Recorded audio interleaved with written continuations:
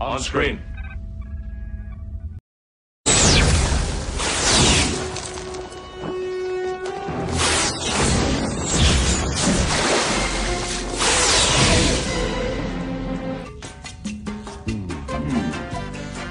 That's more like it.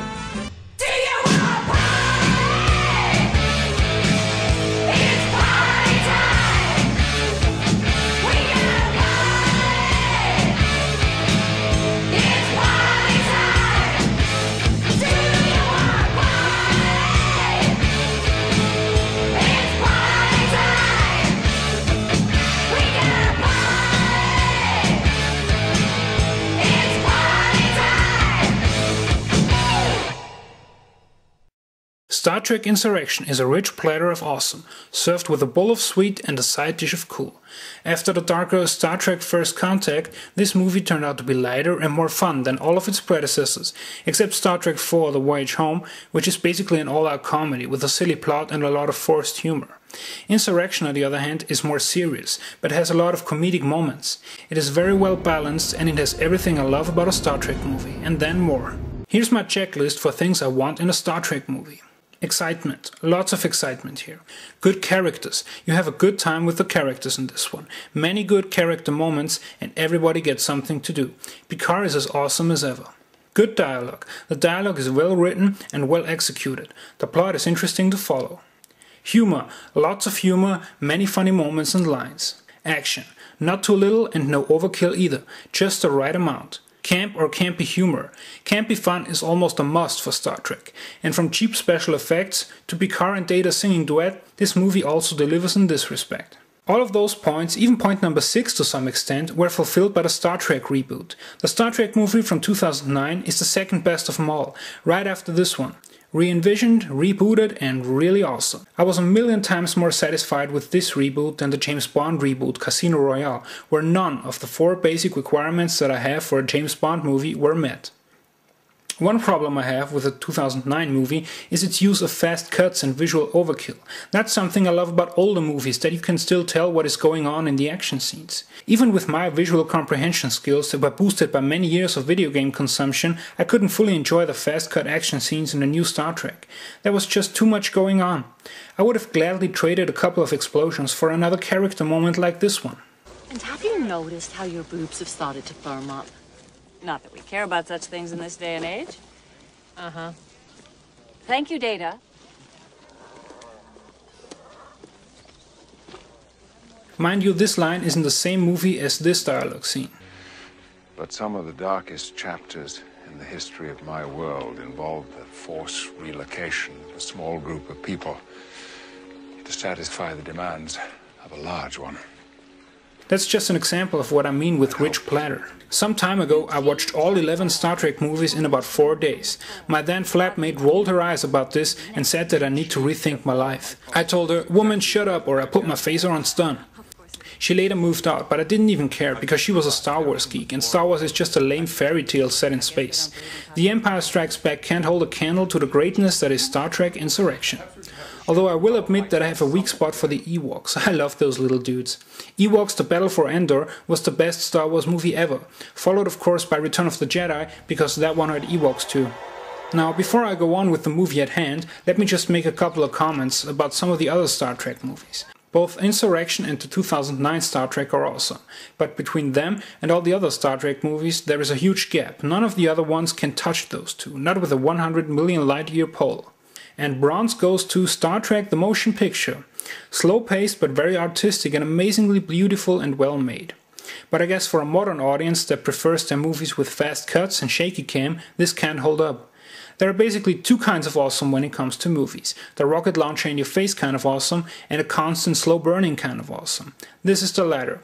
The motion picture is hated by fans, but that's because the fans mostly consist of immature clowns who wouldn't recognize genius if they fucked it and had a child with it.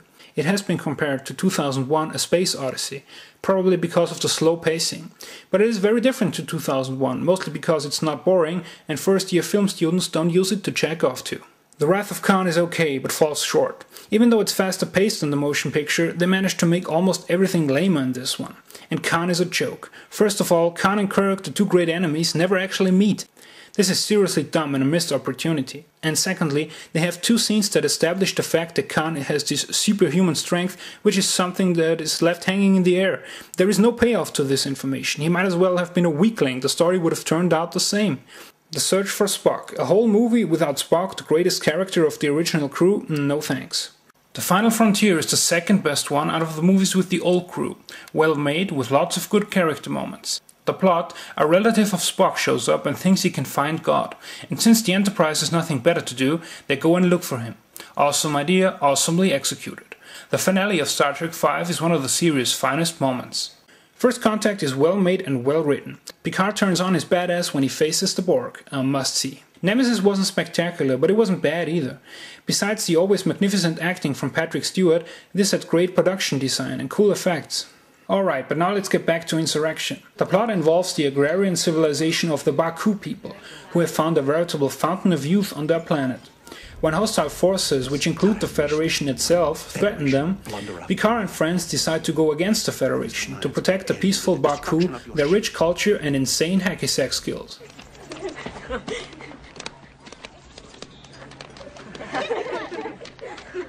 I know what you must be thinking right now. The plot sounds a little, familiar. Now, I'm not saying that Avatar ripped off Star Trek Insurrection. A white man becoming friends with a peaceful primitive people, and in the hope of getting laid, he's helping them out against the other evil white man that he brought along. That story is old as cow shit.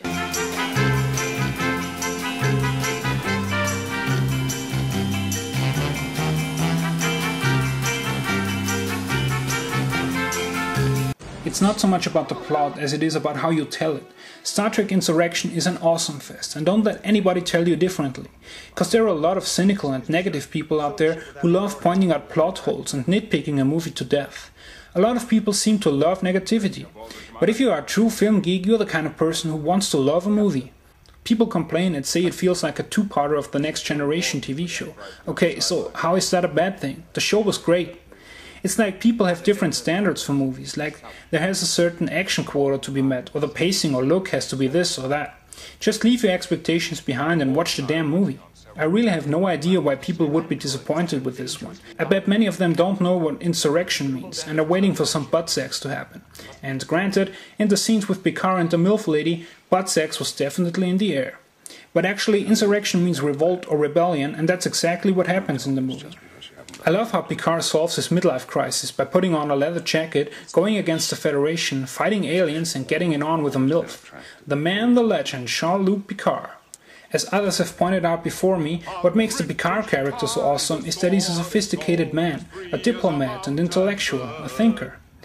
And in the Star Trek movies he keeps showing us that he can also be a badass if the circumstances call for it. Wow, what a man, and truly a complex character. Picard has always been my favorite of the captains. As a highly mature and sophisticated man myself, I can sympathize with the character and connect with him on an intellectual level. Compared to Picard, the Shat is a joke, a caricature. And he's also a bad actor. Seriously, Picard takes a shit on the Shat. Shit on the Shat. I wonder why no one has ever turned that into a song.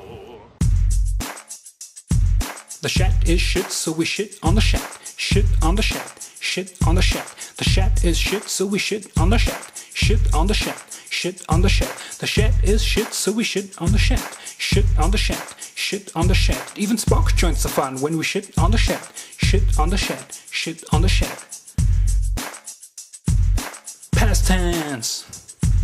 The Shat is shit, so we shat on the Shat. We shat on the Shat, yes, shat on the Shat. It's a great group experience to shit on the Shat, so we shat on the Shat. Shit on the Shat. There is shit in my head, yet a shat in that. Well, there's a couple of $1 million that nobody picked up yet. Shatner versus Picard, that's not even a question. Have I mentioned how cool Picard looks in his leather jacket? The choice of wardrobe is a great way for Hollywood to get character development across. Let me show you how.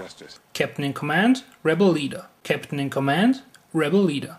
Another example of this is the Bond reboot, Casino Royale. It's about a spy called James Bond, although he's not the real James Bond.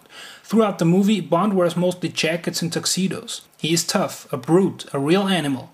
And then he decides to get with this black-eyed chick, and suddenly he's wearing a lame pullover or this gay-ass shirt. This is of course a way for the filmmakers to let us know that Bond has decided to live the life of a pussy. And let's be real, if you are a tough as fuck jet-setting super spy, in fact the greatest super spy in the world, and you decide to give it all up to live in Venice with your new girlfriend, that makes you a pussy. Anyway, I can't think of anything that could make Star Trek Insurrection better than it is. Except of course the Delta Force theme, which makes every movie better.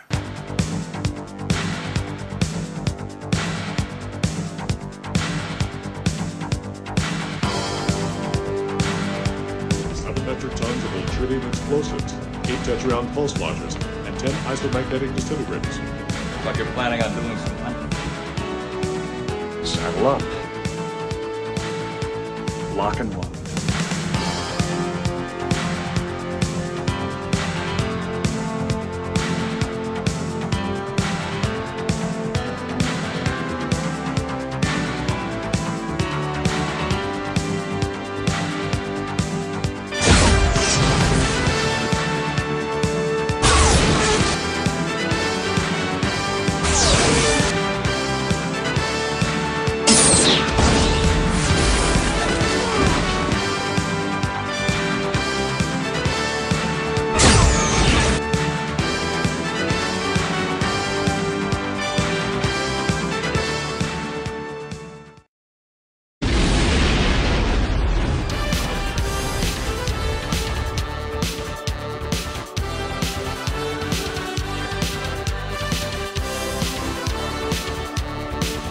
And I love the scene where Riker gets attacked by the bad guys, finally says fuck it, and decides to steer the Enterprise with a joystick to blast them out of orbit. Now that is badass. I wouldn't be surprised if history remembers this as the Riker maneuver. After that maneuver, Riker could have scored any chick on the Enterprise, but he settles for Diana Troy again, which makes me respect him even more. And speaking of Riker, the strangest thing happened to me when I watched this movie. Okay, so this is me watching Insurrection, and a friend of mine decided to film me with my cell phone. Sanitary protocols active. They can see you. Stop. Stava sempre filmare, foi super. Siden der base har hatt alle sammen, alle basen. Commander, take us stand down. That's an order. Det er sjappat, eller? Stand down. Yep. Det beste från alle Star Trek-filmer. Hon är chef.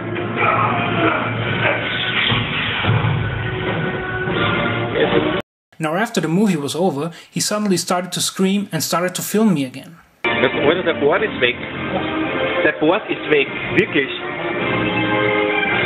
Der Board ist weg, wirklich, kein Scheiß. Der ist weg.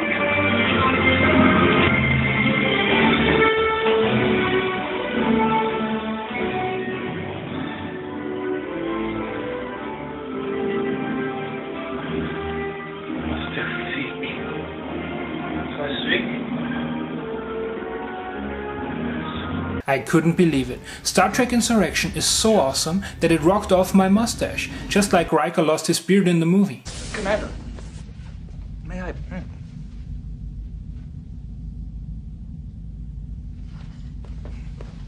I bet that's how Riker really lost his beard, because Insurrection is so awesome. And then they had to work that into the movie somehow. So I hope you see now that Star Trek Insurrection is not only the best Star Trek movie by far, it's also one of the most awesome movies ever. I'm the Austrian Film Geek. Live long and prosper, bitches. I'm out.